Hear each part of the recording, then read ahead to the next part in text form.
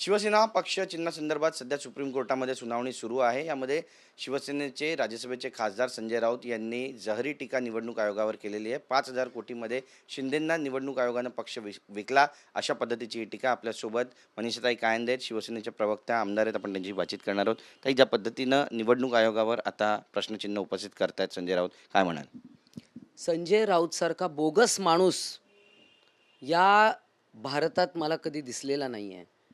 म्हणजे ज्या माणसाने कधी वॉर्डाची निवडणूक लढली नाही, ज्याला निवडणुकीचा फॉर्म कसा भरतात ते माहीत नाही, ज्यांनी कधी प्रचार कोणाचा केला किंवा स्वतःचा तरी करण्याची वेळ त्यांच्यावर आली नाही, म्हणजे या माणसाला काहीही ओ म्हणता ठो माहीत नसतं. मला सांगा, यांनी हा जो खासदार झालाय ना, हा कोणाच्या जीवावर झालाय? शिंदेंच्या जीवावर खासदार झालाय. आणि वरनं आम्हालाच डोळे वटारून आणि शिवीगाळ करतो माणूस. मला सांगा की हा माणूस जो आहे, हा राज्यसभेवर गेला कोणामुळे? तर एकनाथ शिंदेंमुळे गेला. आणि त्यानंतर याला निवडणूक आयोग याची काय कर्तव्य आहे त्यांना माहिती आहे का? चिन्ह आणि पक्षाला नाव देणं हे निवडणूक आयोगाचं काम असतं. आणि आजपर्यंत आपण इतिहासात बघितलंय, अनेक वेळा निवडणूक आयोगाने उत्तम उत्तम निर्णय घेतलेत. म्हणजे जेव्हा तुमच्या बाजूनी कोणताही निकाल लागतो, तर तेव्हा सगळे आयोग चांगले, कोर्ट चांगलं. पण तुमच्या विरोधात काही गेलं की सगळ्यांना शिव्या घालायचा. म्हणजे एखादा वेडा माणूस असतो ना, सकाळी उठून रोज आपला शिव्या देत राहतो, त्याच्याशी तुलना संजय राऊत यांची करता येईल. नक्कीच. ते म्हणतात की निवडणूक आयोग हा पक्ष विकण्याचा एजंट आहे आणि 5,000 कोटीमध्ये निवडणूक आयोगानं एकनाथ शिंदे यांना हा पक्ष विकला. बघा, जीभ उचलली आणि टाळ्याला लावली. काही बोलायचं, बिनबुडाचं बोलायचं, जे त्यांना कधी सिद्ध करता आलं नाही आजपर्यंत. काय काय बोलले? शिंदे मुख्यमंत्री झाल्यानंतर म्हणाले 1 महिन्यात सरकार कोसळणार, 6 महिन्यात जाणार, यांचं असं होणार. शिव्या शाप, शिव्या शाप, बाकी काही नाही. काहीही याच्यात झालं नाही. नक्कीच. पण कपिल सिब्बल पण म्हणतात की अपात्र होणाऱ्या व्यक्तीला मुख्यमंत्री करण्यात आलं महाराष्ट्राचं. मला सांगा, फ्लोअर टेस्ट घेतली जेव्हा राहुल नार्वेकर यांच्यासमोर फ्लोअर टेस्ट झाली. यांना आता हे सांगतायत बाहेरचा पक्ष वेगळा आणि आतला पक्ष वेगळा.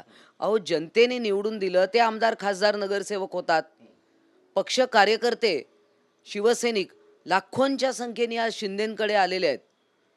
त्यामुळे कपिल सिब्बल त्यांना पगार मिळतोय, ते त्याप्रमाणे बोलतायत. परंतु मला सांगा की कपिल सिब्बल यांनी जो युक्तिवाद केला, हा सगळा इमोशनल होता. याच्यावर कागदोपत्री तथ्य कुठे होतं? इमोशनवर कोर्ट नाही चालत. नक्कीच. पण त्यांनी एक मोठा आरोप केला, एक मोठा मुद्दा मांडला आणि त्यामध्ये ते म्हणतात की निवडणूक आयोगाला आणि विधानसभा अध्यक्षांना एकाच वेळी सुनावणीचे अधिकार देणे हे चुकीचं आहे. नाही, मग आता अधिकार कोणी दिले? जेव्हा विधानसभेमधला काही विषय असतो, कोर्टात गेल्यानंतर काय सांगतं कोर्ट? कोर्ट हेच सांगतं की हा फैसला विधानसभेत होणार किंवा लोकसभेत होणार. त्यामुळे घटना या लोकांनी नीट वाचली आहे का? बघा, मी पुन्हा सांगते, कपिल सिब्बल यांना पगार दिलेला आहे, ते त्याप्रमाणे कोर्टात बाजू मांडण्याचा प्रयत्न करत आहे. त्यांचं काम आहे, ते करतील. परंतु कोर्ट हे कागदपत्रांवर चालतं, साक्षी पुराव्यांवर चालतं. आणि यांना कुठलीच देशातली व्यवस्था मान्य नाही. म्हणून सकाळी उठून रोज शिव्या, ह्यांनी पैसे खाल्ले, त्यांनी पैसे खाल्ले, एवढं बोलणं फार सोपं आहे ना. ताई, सिद्ध तर कुठलंच केलं नाही. ही सगळी सुनावणी सुरू असताना ॲडव्होकेट असीम सरोदे म्हणतात की शिवसेनेचा जो पक्ष आहे आणि चिन्ह आहे ते ठाकरेंनाच मिळणार. आपली बाजू किती मजबूत आहे, किंवा कशा पद्धतीनं आपली बाजू मांडली जाणार आहे, कारण त्यांची बाजू ऐकून घेतली जाते, त्यानंतर आपली पण बाजू त्या ठिकाणी मांडली जाणार आहे. त्यामुळे काय नेमकं घडेल असं वाटतंय? बघा, कोर्ट काय निर्णय देईल हे आत्ताच सांगता येत नाही, कारण अजून आर्ग्युमेंट्स पुष्कळ राहिलेले आहेत. अजून आमची तर आर्ग्युमेंटची सुरुवातच व्हायची आहे. उबाटा पक्षाकडनं झालेली आहे. परंतु हे जे वातावरण देशात निर्माण करतायत काही लोक, हे अत्यंत चुकीचं आहे, तथ्यहीन आहे, अर्थहीन आहे. आणि कोर्ट काय करेल हे अगोदरच हे निर्णय देऊन मोकळे होत आहेत. त्यामुळे हे सगळे कच्चे आहेत, कमकुवत आहे, त्यांचा अभ्यास कमी आहे. काल MMRDAची बैठक पार पडली आणि त्या ठिकाणी एकनाथ शिंदे उपस्थित नव्हते सह्याद्री अतिथीगृहाला, सुनेत्राताई उपस्थित होते, मुख्यमंत्री उपस्थित होते. त्यामुळे बऱ्याच चर्चा रंगतात. एकनाथ शिंदे हे नाराज आहेत का? कारण एक दिवसाआधी त्यांची बैठकसुद्धा वर्षा बंगल्यावरती झाली होती. त्या ठिकाणी रायगडच्या पालकमंत्रीचा तिढा असू द्या, निधी वाटपाचा विषय असू द्या किंवा महामंडळाचा विषय असू द्या, यावर एकमत झालं नाही. बैठक सकारात्मक झाली पण पुढे काही झालं नाही, अशा पण माहिती समोर येते. काय नेमकं घडतंय बिघडतंय पडद्यामागे? बघा, याबद्दल मला खरंच काही माहिती नाही. मी गेले आठवडाभर विदर्भ दौऱ्यावर आहे. गडचिरोली असेल, चंद्रपूर असेल, वर्धा असेल, नागपूर असेल, या ठिकाणी माझे सतत दौरे चालू आहेत. त्यामुळे इथे कुठल्या बंगल्यात काय घडलं आहे आणि जर का चर्चा होत असतील तर चर्चा तर होणारच ना. जर का महामंडळाचं वाटप ठरवायचं असेल, पालकमंत्री आमचा व्हावा ही आमची इच्छा आहे आणि ते होईल देखील, ह्याचाही मला पूर्ण विश्वास आहे. परंतु अजूनही काही बैठका किंवा काही चर्चा होत असतील आणि माननीय एकनाथजी शिंदे बैठकीला त्या उद्घाटनाच्या प्रसंगाला का नव्हते याची खरंच माझ्याकडे माहिती उपलब्ध नाही आहे. कदाचित त्यांना बरं नसेल किंवा अन्य काही कारण असेल, त्याची माझ्याकडे काही माहिती नाही आहे.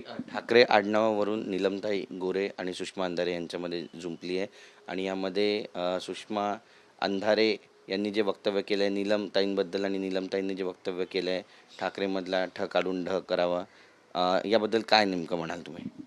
बघा, आता दोन लोकांमधली ही हमरीतुमरी आहे आणि मुळात म्हणजे सुषमा अंधारे या खूप सध्या एकच तज्ज्ञ आणि विचारवंत उद्धव बाळासाहेब ठाकरे पक्षाकडे राहिलेले आहेत.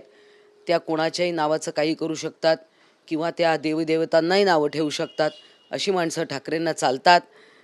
हिंदुत्वच्या मोठा गमजा मारणारे उद्धव ठाकरे ह्या त्यांच्या वडिलांना देखील अपशब्द काढलेल्या सुषमा अंधारे यांना स्वतःच्या कोणतरी पाहिजे लोकांच्या अंगावर जायला म्हणून देखील त्यांना चालतात. त्यामुळे ह्या तुतुमिमीवर काही विशेष टिप्पणी करावी असं मला वाटत नाही. परंतु सुषमा अंधारेंना इतकं सिरियसली घेण्याची गरज पण नाही. धन्यवाद आमच्याशी बातचीत केल्याबद्दल. कॅमेरा पर्सन योगेश गुरवचा, गिरीश गायकवाड, TV9 मराठी, मुंबई.